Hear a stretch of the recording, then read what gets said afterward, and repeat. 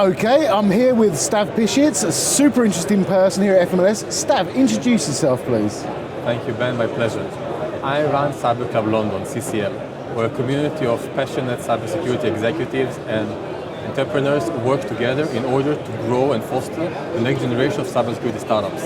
So essentially, we're meeting with a lot of cybersecurity startups, the ones that we think that are most innovative, most interesting, the greatest people. We engage with them, we meet with them, we invest in them, our own money, in money of our investors, and then after the investment, we just help them to make it happen, to make them to the market, to help them with whatever they can in order to basically bring this innovation to life.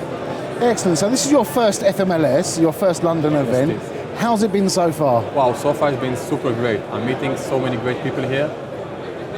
Everything is fascinating here, a lot of interesting companies, a lot of partners. I'm really loving it. And in terms of the Fintech scene and cybersecurity, what matchups are there?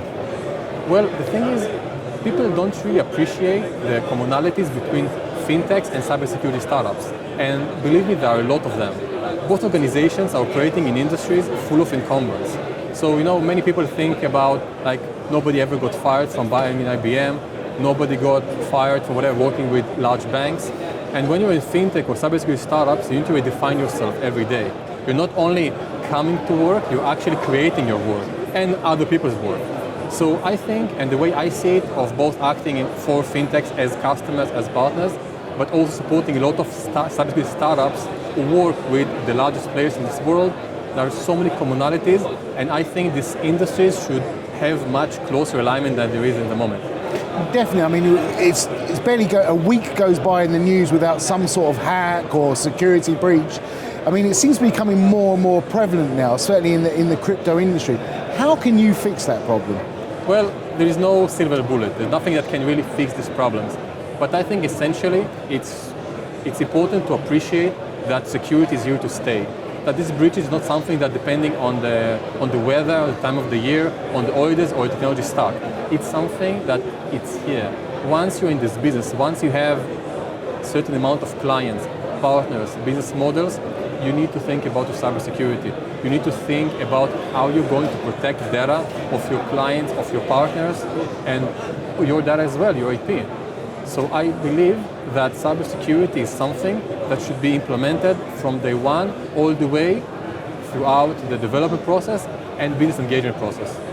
And has one of the biggest obstacles been, as having worked for some of these companies here myself and been involved in breaches, whatever else like that, it seems like a bigger obstacle is the attitude in terms of people don't realize they need it until it's too late. Is that the case? Actually it's psychological.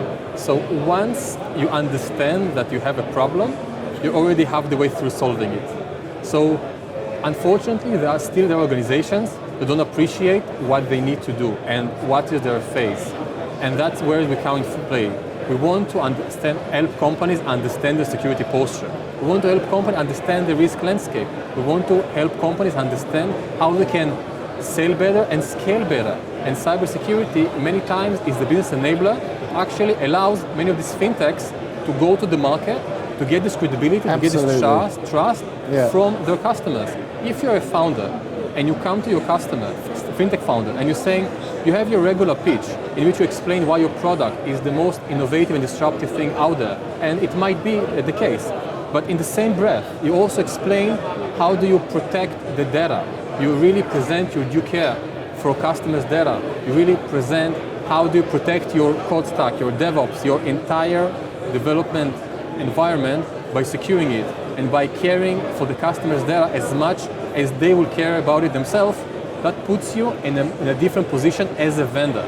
You're then perceived as a responsible vendor and can actually help you as a vendor to close more sales. Yeah.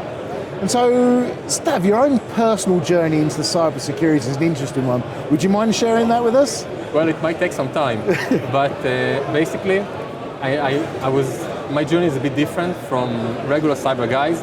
I was not serving in any elite military unit which hacking other countries during the night. Actually, I went to cybersecurity quite late in my journey, which is another great example of if you really want something and you're passionate about something, it's never too late. As long as you're surrounded with great people that can really bring you to the place that you want to be at, and obviously you need not to be a lazy ass yourself, then it's something that is totally possible. So I started actually as an accountant and working in EY as an accountant. Nobody's perfect.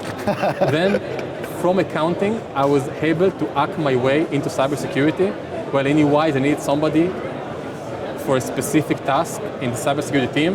And fortunately for me, I was the one person within 2,000 people firm who was able to deliver this component that I wanted.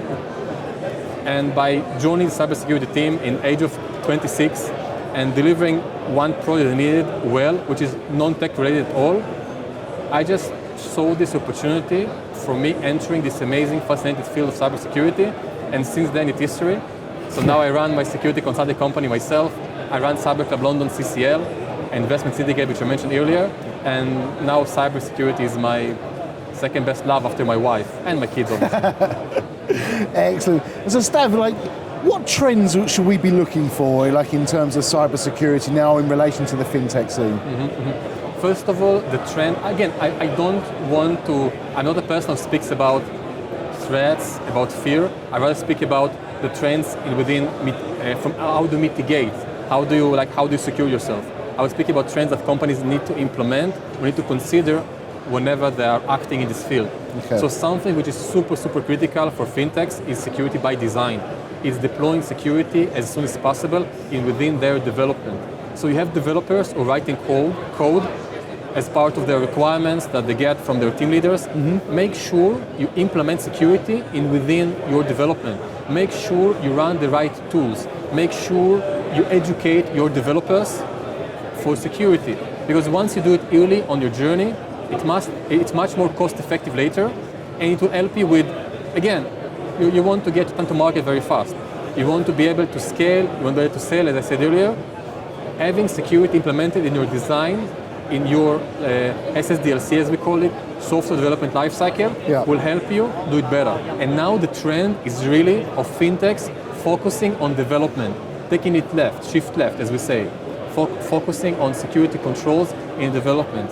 Because then, if you have it right, all these other threats of new names of the same things, which basically takes your client's data away, once you have security as your core, all these other threats which are written in the news, yes, it might hurt you. Obviously, there's no silver bullet, as I said, but you will be in a much better situation because you will feel better that you did something. You will be better because you actually have this control implemented, and you will look better to all your partners and to all the ecosystem that you engage with.